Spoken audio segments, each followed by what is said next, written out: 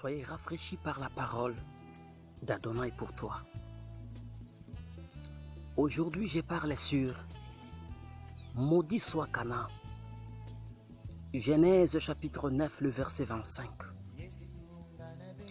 Après être sorti de l'arche, Noé, il avait planté de la vigne.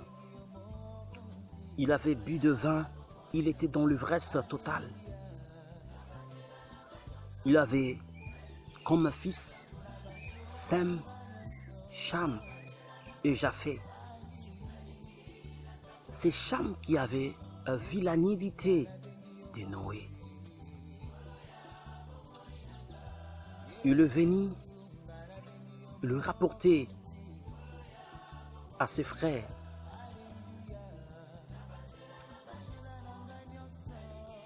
Sem et Japheth, il venait par derrière pour couvrir la nudité de Noé leur père. En se réveillant, Noé il avait su que Cham avait vu sa nudité. Et il maudit ça, le cadet de Cham, son petit-fils. Il s'appelle Canaan. Cham avait 4 fils. Cush, Mitzraïm, Pout et Canaan. Genèse 10, 6. Pourquoi Noé, il n'a pas pu maudire directement la personne qui avait vu sa nudité, c'est-à-dire Cham? C'est parce que dans Genèse chapitre 9, le verset 1, Dieu bénit Noé et ses fils, il leur dit: soyez féconds et multipliez-vous, remplissez la terre. Donc, Cham avait la couverture de la bénédiction de Dieu. Voilà pourquoi Noé ne pouvait pas les maudire. Canaan est venu plus tard. Posons-nous la question, qu'est-ce que Canaan a fait pour qu'il soit maudit? Canaan avait ses deux fils, Sidon et Heth. Sidon est le père de Phéréziens, Éviens, de Jébusiens et les autres. Soyez bénis et rafraîchis par la parole de délivrance pour toi. Qui est Canaan aujourd'hui? Canaan, c'est une personne issue de la famille de la sorcellerie.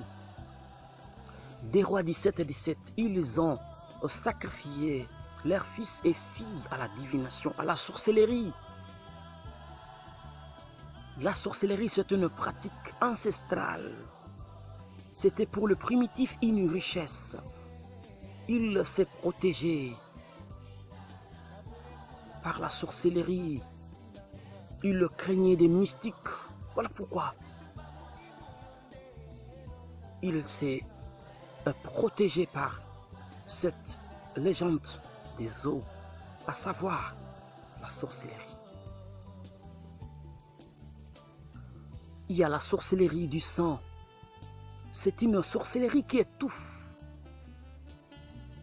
les étoiles. Job 14, 4.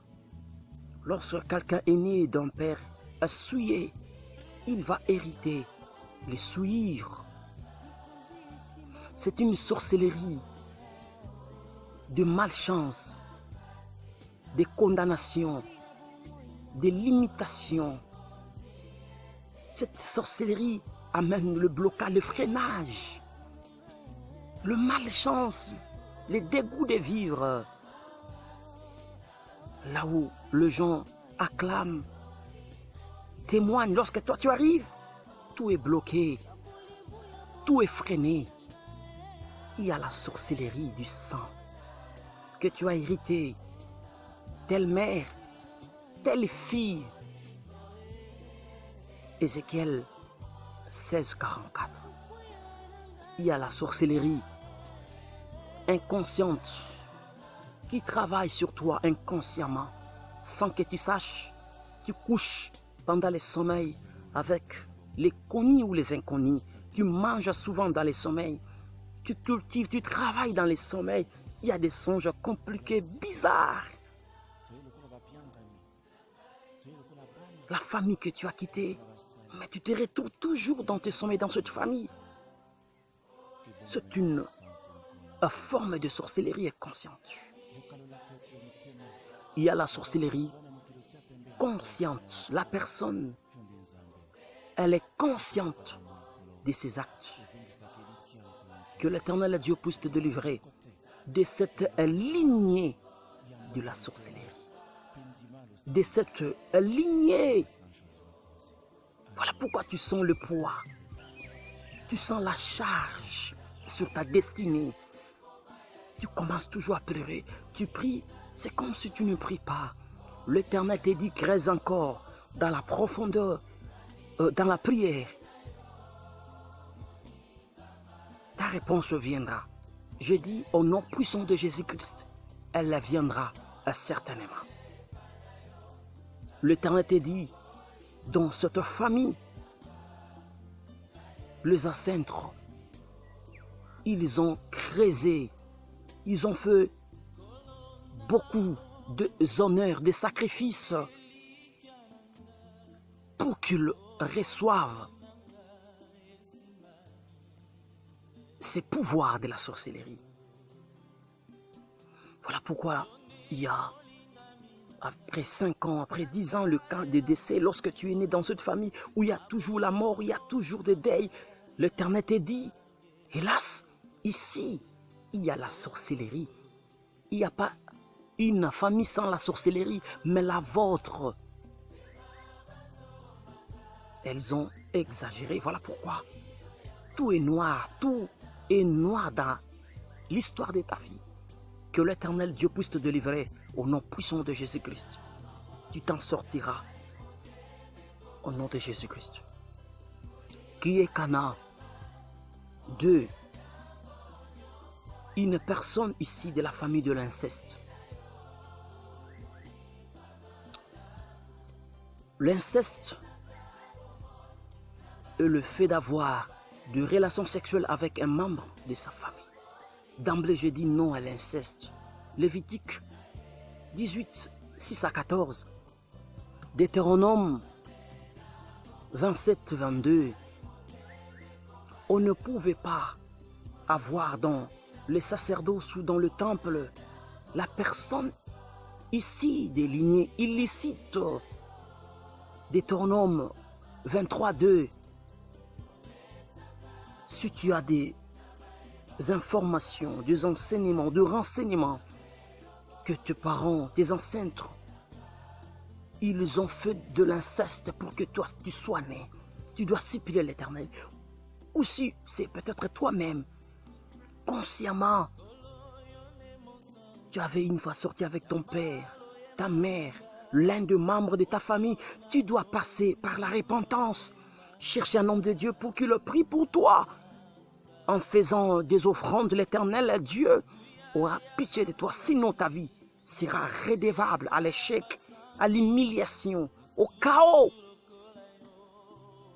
au dégoût de vivre. Que l'Éternel Dieu puisse avoir compassion de toi, qu'il ouvre ton cœur pour la repentance, au nom puissant de Jésus-Christ. Je dis au nom puissant de Jésus-Christ, qui est Cana. 3. La personne ici de la famille, de la coutume. Jérémie 10, 3. Les coutumes des peuples ne sont que vanité. La coutume, c'est comme une religion dont une seule personne détient le pouvoir absolu, dont le but de contrôler les restes de sa famille. Dans la coutume, nous avons ce qu'on appelle l'héréditaire, au nom, aux habitudes, au comportement, au sang. Tu dois connaître ceci, l'esprit derrière ton nom, la signification de ton nom. Genèse 32, à partir du verset 22, l'Éternel avant de bénir Jacob, il lui pose la question, quel est ton nom? Mais tu sais, ton nom? Pourquoi, avant de bénir Jacob, il commence d'abord à changer les noms de Jacob en Israël parce que son nom signifiait voleur, supplanteur. Que l'Éternel Dieu puisse changer peut-être votre nom qui signifie malheur, poubelle, qui signifie peut-être un monstre, un animal. Que Dieu puisse changer votre nom en bénédiction au nom puissant de Jésus-Christ. Je dis la délivrance, elle n'est pas facile, mais elle est possible au nom de Jésus-Christ. Celui qui cherche, il le trouvera. Sûrement au fond de ton cœur. Tu es prêt pour la délivrance. L'Éternel, il va délivrer ta vie. Peu importe la résistance de la sorcellerie, de l'inceste, des coutumes, si l'Éternel voit en toi, il y a ce désir, l'Éternel, il va changer aussi ton nom. Que cela soit ton partage au nom de Jésus-Christ. 1 Pierre 1,18, Colossiens 2,8, Matthieu 15,3. Vous avez transgressé la parole de l'Éternel au profit de vos coutumes. Une coutume qui donne l'accès des dotés au cadavre. On a fait des cérémonies sur toi parce que tu es jumeau. Un jour tu seras redevable, je dis, devant un travail, devant le mariage. Il y a des esprits qui sont déjà liés avec toi au travers des cérémonies faites sur toi. Que l'Éternel Dieu puisse délivrer ta vie au nom puissant de Jésus-Christ. 4. Qui est Canaan? La personne venue d'une lignée de fétiches, Deutéronome 18, 10 à 11, Michée 5, 12. Qu'on ne trouve pas dans ta famille le devin, le féticheur, ceux eux qui ont érigé les esprits des maris des nuits, des démons, des eaux, ceux eux qui négocient avec les esprits de lune, des esprits des soleils, ceux eux, c'est eux qui s'est transformé au crocodile, qui s'est transformé en un lion. Voilà pourquoi ta vie est limitée, compliquée, ta destinée noire. Que l'Éternel Dieu ait pitié de ta lignée de fétiches au nom puissant de Jésus-Christ. Qui est Canaan enfin? La personne ici d'une lignée de Parthes, Ésaïe 28, 15. L'Éternel viendra pour détruire dans cette famille, dans ce pays, dans cette tribu, le pacte avec le séjour des morts. Dans ta famille, il y a le pacte avec les esprits des célibats, avec les esprits des morts, de malchance. Personne ne peut réciter ni relever la tête. Il n'y a que des cantiques de détresse. Il n'y a que des cantiques noirs. Pourquoi ma vie est comme ça? Qu'est-ce que Canaan avait fait pour qu'il soit maudit? Tu te poses aussi à cette question. Pourquoi donc je suis né dans cette famille de la sorcellerie, de l'inceste, des coutumes, des fétiches, des pactes? Tu peux choisir le camarade, tu peux choisir l'amitié, mais pas le pays, pas la tribu, pas le parent. C'est une imposition de Dieu. Un seul remède, Lamentation 5,7. Nos pères ont péché, c'est nous qui portons la peine de nos parents, la peine, le faute, l'iniquité. Reviens par de repentance sincère et alors l'Éternel Dieu va te pardonner et engager une vie de combat spirituel agressif. Tu t'en sortiras plus qu'un vainqueur. Je dis, tu t'en sortiras plus qu'un vainqueur. Jean chapitre 1, le verset 12. Parce que tu avais reçu Jésus-Christ comme Seigneur et Sauveur, tu es enfant de Dieu.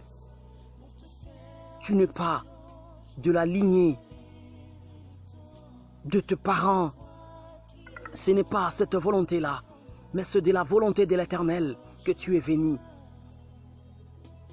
Même si c'était le consentement de tes parents, mais c'était par la volonté de Dieu que tu sois né dans cette famille-là. Tu dois aujourd'hui dire aux esprits de l'enfer, aux esprits de la sorcellerie, de l'inceste, des coutumes, des fétiches et des pactes qui te réclament jour et nuit, que désormais j'appartiens à une famille qui s'appelle la famille de Jésus-Christ. Par son sang, je suis enfant de Dieu. Je suis enfant de Dieu. Tu dois rappeler tout le jour au diable. Je suis enfant de Dieu par le sang précieux. Que l'Éternel puisse te délivrer, qu'il te bénisse, qu'il te mette au large. Tu es béni parce que l'Éternel a résolu de te faire de toi son peuple. Soyez bénis, arrosés par la parole d'Adonai. L'Éternel est avec toi. Tu réussiras sa concours du diable. Reviens par des supplications, par des prières, des combats spirituels. Tu t'en sortiras. Je dis, tu t'en sortiras. Le désir que tu as au fond de ton cœur pour chercher la face de Dieu, cela émane de Dieu, cela provient de Dieu. L'Éternel, il le créera. Je dis un chemin pour toi. Tu t'en sortiras plus qu'un vainqueur. Soyez bénis au nom puissant de Jésus-Christ. J'en suis déclaré, la victoire est ton partage. Au nom de Jésus-Christ. Amen.